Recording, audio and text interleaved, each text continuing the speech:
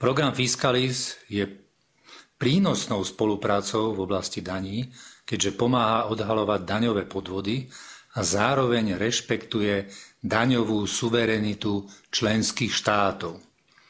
Z dát vieme, že niektoré členské krajiny majú s daňovými podvodmi väčšie problémy ako iné.